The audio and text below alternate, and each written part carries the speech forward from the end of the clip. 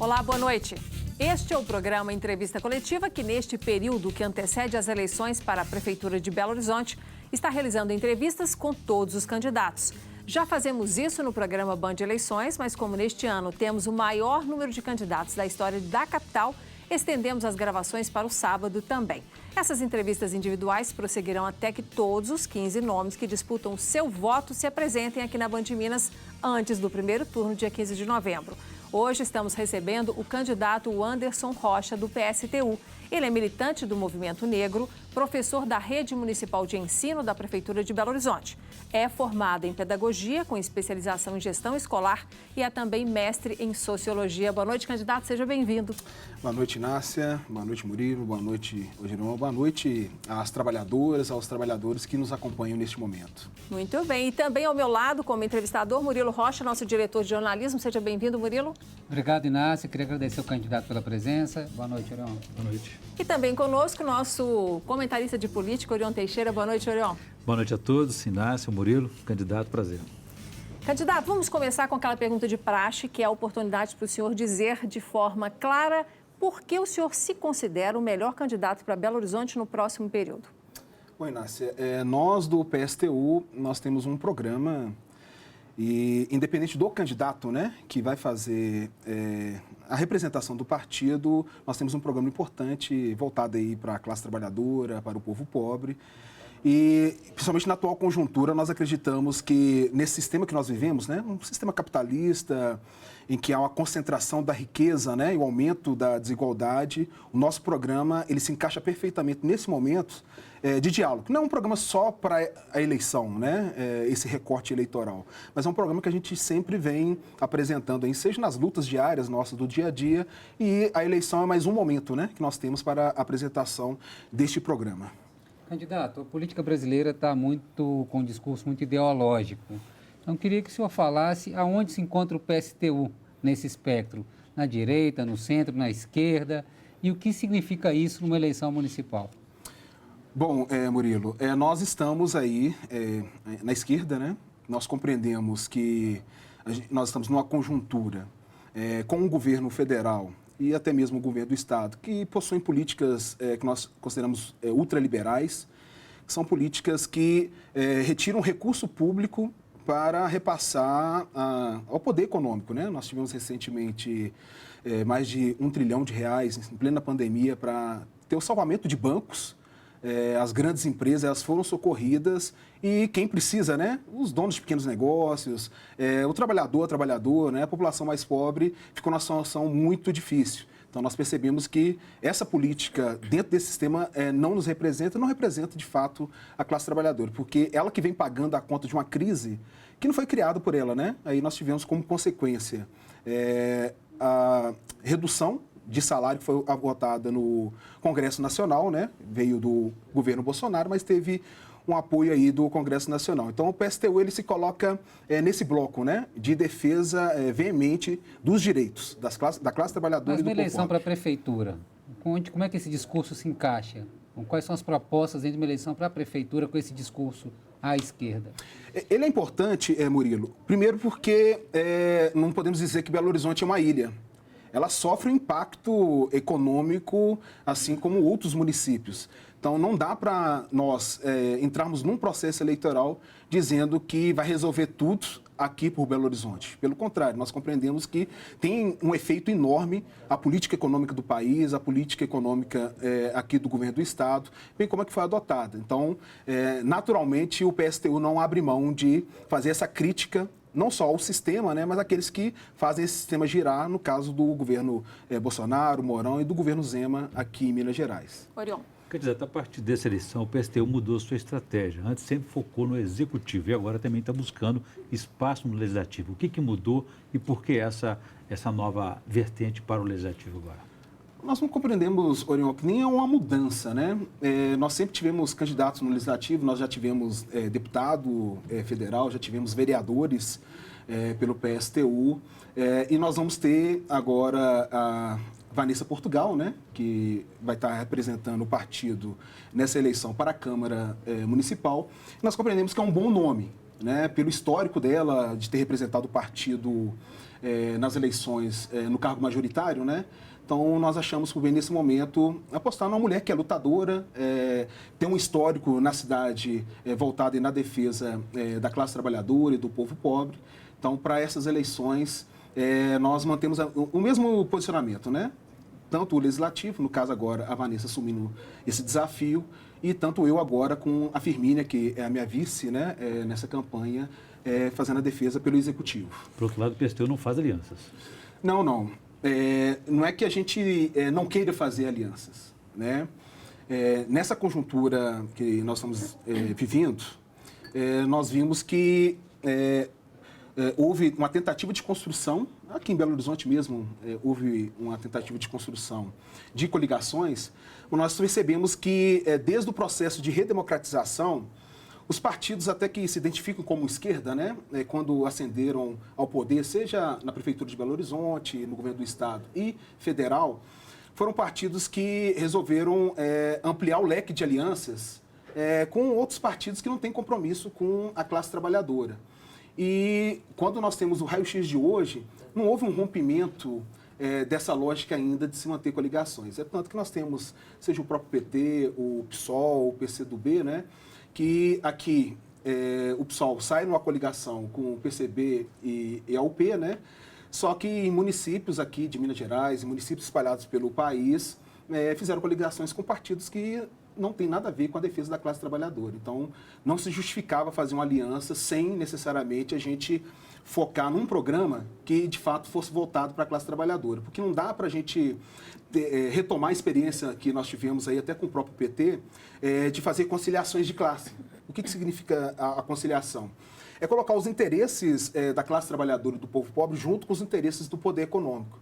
E nós percebemos que é o poder econômico que dita a ordem, né? Que controla o orçamento federal, o orçamento estadual, o orçamento municipal. Então, como não apresentavam um programa que rompia com essa lógica, o PSTU em Belo Horizonte resolveu sair com candidatura própria. Candidato, me chamou muito a atenção na sua primeira resposta, quando eu pergunto por que o senhor acredita ser o melhor candidato para Belo Horizonte, o senhor não personifica em si mesmo essa resposta. O senhor diz que o partido está preparado. Só que o eleitor, especialmente em Minas Gerais, ele quer a pessoa, ele quer personificar, ele quer cobrar de alguém se der certo, se não der. Como é que fica essa conversa com o eleitor impessoal? O partido conversando com o eleitor e não você, o Anderson. É até bom a gente poder responder isso, porque ao você personificar, você deixa de compreender o que é o partido. E há um controle dos partidos. Né, vamos dizer, os caciques dos partidos tradicionais. Então, eles sempre procuram ter uma personalidade e esconde o que é o programa do partido, né, que normalmente possui um programa que repassa a conta da crise, retirando direitos dos trabalhadores e das trabalhadoras. Não pode ter as duas coisas? Nós compreendemos que é preciso ter um programa. Então, o programa do PSTU é um programa que está voltado aí na defesa dos interesses dos trabalhadores e das trabalhadoras. Então, não dá para personificar e dizer que vai ter um salvador da pátria. Esse discurso de salvador da pátria nos levou aí a termos uma presidência hoje que houve uma personificação, o governo do Estado também houve uma personificação e as pessoas estão percebendo que, de fato, não melhorou a sua vida, né? Por quê? Há um controle dos partidos. Como a gente tem um programa nítido, então a gente evita fazer a personificação e o PSTU ele trabalha também com um objetivo de alimentar a auto-organização dos trabalhadores, do povo pobre, principalmente nas vilas, favelas, nas ocupações urbanas que nós temos na cidade, nas comunidades quilombolas, através de conselhos populares. Porque você tira o foco de centralização no executivo e a gente opta em incentivar a constituição de conselhos populares para que eles possam, de fato, definir as políticas públicas a serem executadas. Belo Horizonte fechou um orçamento de 2019 em mais de 11,5 bilhões de reais.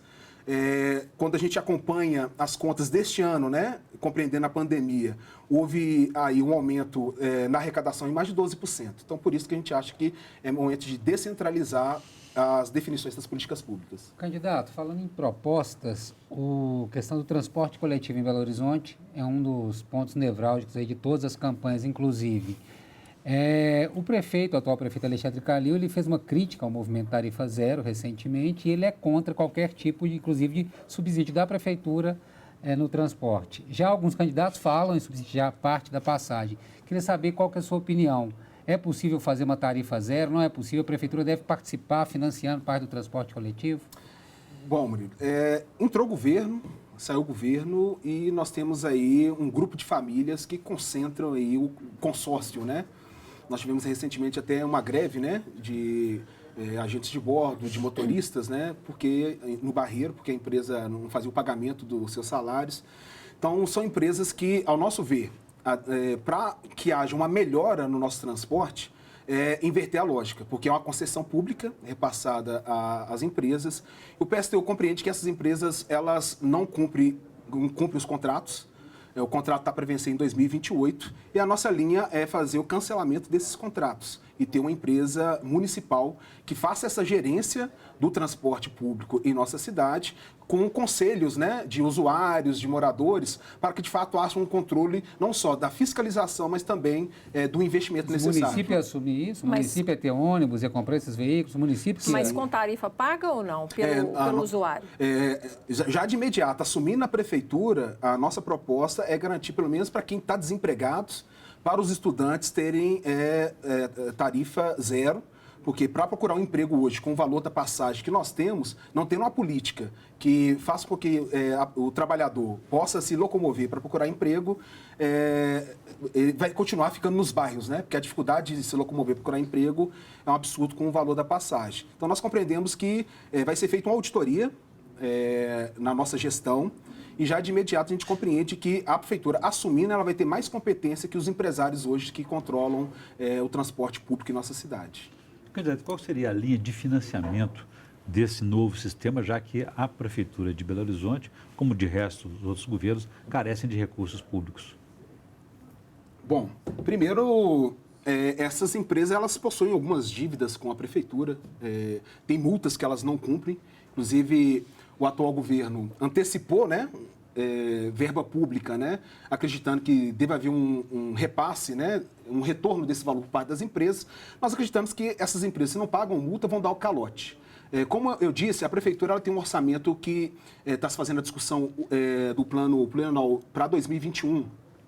E a previsão orçamentária para 2021 está em torno de 14 bilhões de reais.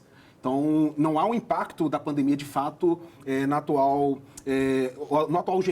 orçamento da Prefeitura. Então, assim, o trabalhador pode ficar tranquilo, que nós vamos ter uma gestão que, de fato, garanta aí parte desse orçamento para que possamos ter aí um transporte de qualidade, de fato, para quem precisa, né? Que hoje nós temos aí ônibus superlotados, estações superlotadas, multas por falta de álcool em gel que não foram pagas. Então, passou da hora do poder público assumir diante da falta de competência dos empresários na cidade. O senhor lutaria, por exemplo, para estender o metrô também?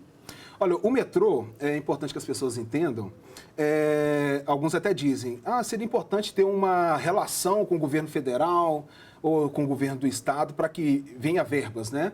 Como nós temos um poder econômico na cidade que controla, e essa é uma falsa argumentação, porque nós temos hoje um deputado federal que é ministro, né? Ele foi eleito com a pauta na região do Barreiro, que é o Marcelo, e alguns criaram expectativas, né? Se tem uma pessoa que é praticamente um braço direito do Bolsonaro, né? Inclusive ele é suspeito aí de candidaturas laranjas, né?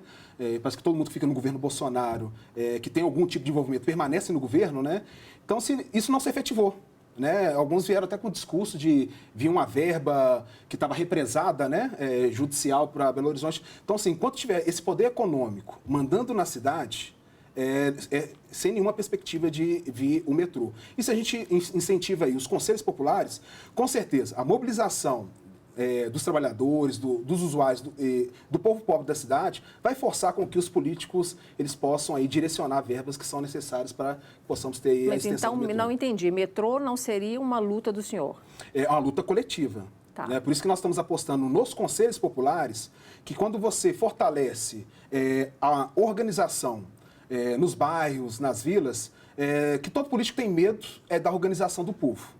Então, por isso que o nosso incentivo a esses conselhos populares, com certeza eles vão fortalecer a luta para que, de fato, tenha aí a vinda do metrô em nossa cidade. E nós não vamos descansar em nenhum momento na nossa gestão de organizar e incentivar essa organização aí nos bairros, nas vilas e favelas, porque a classe trabalhadora, ela merece, né? Então, se for depender do poder econômico, controle do transporte e desses políticos que estão aí, vai entrar a eleição, sair a eleição e vão continuar sendo enganados. Ok, a gente vai fazer uma paradinha aqui, senhores. Nós vamos continuar no próximo bloco com esta conversa aqui, rápido intervalo, e dentro de instantes estaremos de volta conversando no entrevista coletiva com o candidato à Prefeitura de Belo Horizonte pelo PSTU, o Anderson Rocha. Até já.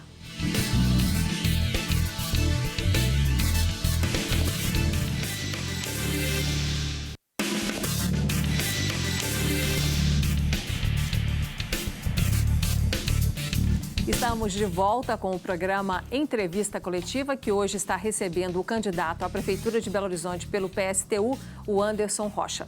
Candidato, vamos continuar então nessa última etapa do programa, tentando esclarecer mais propostas que o senhor está trazendo aí para a Prefeitura. Vamos falar agora da educação básica, da educação infantil. Que propostas o senhor tem e se o senhor acha que tem que melhorar alguma coisa? Bom, hoje nós temos um orçamento da educação que mais de R$1 bilhão está sendo direcionado a empresas terceiras, a parceria público-privada. Então, nós compreendemos que passou da hora de não ter mais repasse para ficar salvando os grandes empresários da cidade.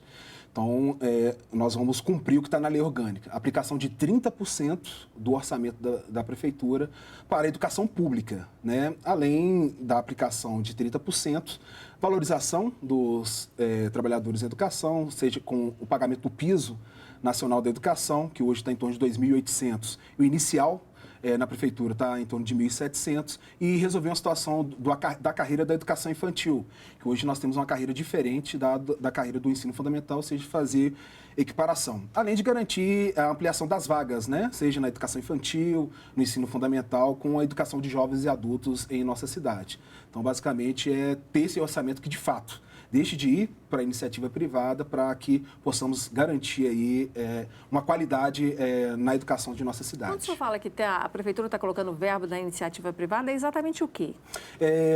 Ao longo do tempo, foram feitos alguns contratos com organizações sociais em nossa cidade, com a MGS, a empresa que entrou forte de 2018 para 2019 na Prefeitura de Belo Horizonte, e a própria Inova, que é vinculada ao Odebrecht, né, foram feitas as construções das antigas UMEIs, né, hoje EMEIs, que o próprio Tribunal de Contas pediu para frear o valor que ia ser repassado a Inova diante do valor absurdo que eles têm de rendimentos, né?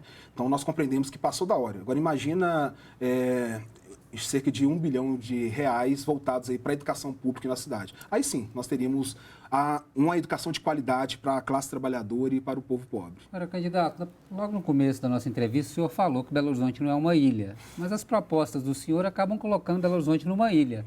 Romper com empresários e na educação, no transporte. Aí não me entendo, não quero ser desrespeitoso com o senhor, mas não é uma candidatura apenas para marcar uma posição, porque a gente sabe que essas propostas, no fim das contas, são tanto quanto utópicas, por mais legítimas que sejam. Bom, Murilo, eu penso que não são utópicas.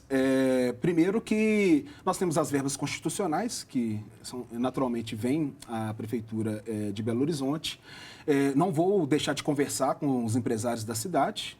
O diálogo vai acontecer, se assim eles quiserem ter o diálogo. E o diálogo vai ser no sentido deles compreender que passou da hora dos ricos da nossa cidade contribuírem, de fato, para quem garante a riqueza da nossa cidade, né? São os trabalhadores e as trabalhadoras. Então, nós compreendemos que não é utópico. Acho que passou da hora de essa crise ser paga com quem realmente cria a crise, e não para nós, trabalhadores e trabalhadoras, que precisamos aí de um atendimento importante, seja na educação, seja na própria saúde, nos diversos serviços públicos que Belo Horizonte precisa prestar. A esse respeito, candidato, é importante também a avaliação sobre a questão da governabilidade, uma vez que o partido está isolado, mas está sozinho numa candidatura própria, única, né, com um projeto bastante diferenciado do restante aí. Como que o senhor espera ter o apoio da Câmara Municipal e até mesmo de segmentos importantes como o empresariado para poder viabilizar esse novo projeto de governo? Bom, a Câmara Municipal, nós do PSTU compreendemos que ela, por mais que a gente esteja num regime, né, eleitoral, ela não representa de fato a cidade. Nós temos donos de farmácia, donos de ambulância, nós temos aí lideranças religiosas, né, que utilizam aí como falsos profetas, né, para ter o voto. Povo, né, candidato? Sim, mas há uma distorção, né, Inácia, nesse processo, porque o poder econômico acaba agindo, né, quando você tem uma ambulância, ela acaba vinculando a pessoa a retribuir. E a pessoa acaba não entendendo que, ao você dar um voto a alguém que distribui uma ambulância, deixe de ter uma ambulância pública para atender, de fato, a população. Então, acabar com esse clientelismo é fundamental. Como não tem como acabar, ela vai ter essa composição, como o Orion disse aqui, vai ter uma Câmara Municipal. Por isso que nós estamos apostando, Orion, no incentivo aos conselhos populares. Porque se há uma organização nos bairros, nas vilas e favelas, eles vão começar a exigir a aplicação das políticas públicas necessárias para chegar a essa população. E é natural que essa pressão ela se vincula à própria Câmara Municipal, que, querendo ou não, vai ter que dar uma resposta a esses que vão estar organizados, que em boa parte, sim, fez a eleição, né, para que eles pudessem ir lá. Então, o nosso ver o Conselho Popular ele vai ter um papel fundamental na nossa gestão. Por isso que é uma gestão que não vai ser personalizada no Anderson e na Firmina. Então, é um programa do PSTU que a gente não abre mão de fazer esse incentivo dos Conselhos Populares. Mas o senhor já perguntou à população, nessas caminhadas do senhor pela cidade, se eles querem esses conselhos, se eles vão ter tempo, se eles desejam realmente ser essa força que pode desequilibrar o poder econômico, como o senhor disse? Sim, hoje tive até uma conversa na ocupação professor Fábio Alves, né, na região do Barreiro, nas conversas que nós temos, e quando a gente explica, né, a necessidade dessa autonomia, dessa organização, as pessoas concordam plenamente de que passou da hora de deixar de delegar alguém para fazer, para, nas bases, se organizar, para pensar, de fato, o que nós queremos. Então, romper com o assistencialismo, quando a gente faz essa conversa, de fato, a gente tem uma boa receptividade. Porque você coloca, vamos dizer assim, o poder de decisão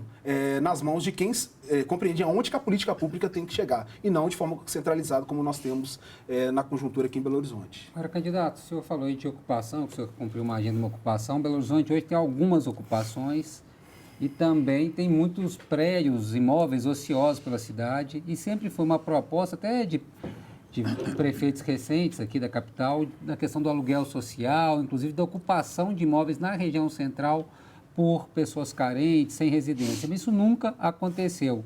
Isso seria uma proposta viável, na opinião do senhor? Sim, somente com os conselhos populares, eles vão dar essa sustentação, né? Hoje nós temos um déficit em torno de mais de 70 mil pessoas que não têm uma moradia na cidade, cerca de 70 mil imóveis vazios, né? Aí nós estamos dizendo aqueles imóveis que estão servindo à especulação imobiliária, os imóveis aí que pertencem a grandes empresários, né? Então passou da hora da gente não só fazer a ocupação desses espaços, como também ter uma política de construção de moradias populares na nossa cidade. Orion? O atual prefeito, Alexandre Calil, disse recentemente que a questão da moradia é um problema federal e que ele não pode dar muito conforto, chamou de conforto, uma eventual melhoria para os moradores de rua, porque senão ele teria uma superpopulação no ano seguinte. O senhor concorda com isso? Como o senhor trataria essa questão? Bom, essa é uma fala criminosa e preconceituosa, né? Praticamente que dobrou, né, o número de moradores em situação de rua. Isso tem um impacto à economia. Você tem a falta de emprego, renda ou um parente próximo, né, acaba levando a pessoa a essa situação. Então, nós compreendemos que é possível ter um orçamento da prefeitura para que isso aconteça. A prefeitura ela tem alguns imóveis que eram vinculados ao regime próprio da Previdência, que hoje foi repassado à gestão da prefeitura, que estão ociosos, né? Tem se não me engano, na Jaguarão, um quarteirão, né, que parece que a SLO faz composição de parte, poderia ser utilizado para a construção de moradias. Então, sim, nós fizemos um levantamento que é possível, com a gestão do PSTU, termos uma política de fato. Quem hoje fez uma política de habitação foram as ocupações, porque não houve uma política na atual gestão ou em gestões anteriores de termos construção de moradias populares. Então, foi preciso fazer a ocupação e, a partir disso aí, garantir aí a sua moradia. E hoje, algumas convivem aí com a possibilidade de despejo. Então, na nossa gestão, não vai ter despejo nenhum na nossa cidade. nós vamos chamar os movimentos para conversarmos e apresentar essa política, além de uma bolsa, um aluguel social, né, é necessário para socorrer, principalmente quem está na situação de rua. Então, para resolver a situação de rua, moradia acho que já é um primeiro caminho. Candidato, nosso tempo está acabando. Eu queria entender a sua visão sobre segurança pública, porque o senhor tem uma visão diferenciada daquela que está em vigor. O que o senhor faria, por exemplo, com a Guarda Municipal se fosse eleito? Bom, primeiro, segurança pública é melhor trabalhar com a prevenção. As pessoas têm uma condição digna de vida, uma educação, saúde, o direito à moradia. Então, para a gente, segurança é preciso investir para que não possamos chegar no quadro que nós vivemos hoje. E nós compreendemos que a Guarda Municipal ela desvirtuou o seu papel, que era o papel patrimonial, e hoje ela está sendo armada. A nosso ver, ao se armar, você coloca um braço opressor. Não é à toa que nós tivemos, no início da gestão atual, sendo utilizados para agredir camelôs. Então, não tem que armar a Guarda Municipal de forma alguma. Então, é melhor investir em políticas para não chegar aonde nós estamos do que armar o Estado. Já basta a polícia que entra nas vilas, favelas, que nos assassinam, né? Nos assassinam, nós, a população negra, para depois ver qual que é a nossa identidade. Então, não dá para ter mais um braço armado, principalmente aqui na Prefeitura de Belo Horizonte. Então, a mudança seria essa, desarmar a Guarda Civil. Sim, não tem que ter mais um agente opressor na nossa cidade. Candidato, de forma bem objetiva, o senhor fez críticas ao prefeito Alexandre Calil, mas também fez críticas a Zema, a Bolsonaro. Mas em um eventual segundo turno em que esteja o prefeito Alexandre Calil, como indicam as pesquisas, ele é o líder, e esteja um candidato aí, vamos dizer, identificado com esse campo da direita, como é que fica o PSTU? Vai para algum lado ou vai para o voto nulo? Primeiro, a gente vai reunir para ter uma definição, mas já de antemão, a gestão do Calil, a sua coligação é formada por partidos que são desde a extrema-direita, direita, ou aqueles que se acham progressistas, né, no governo dele.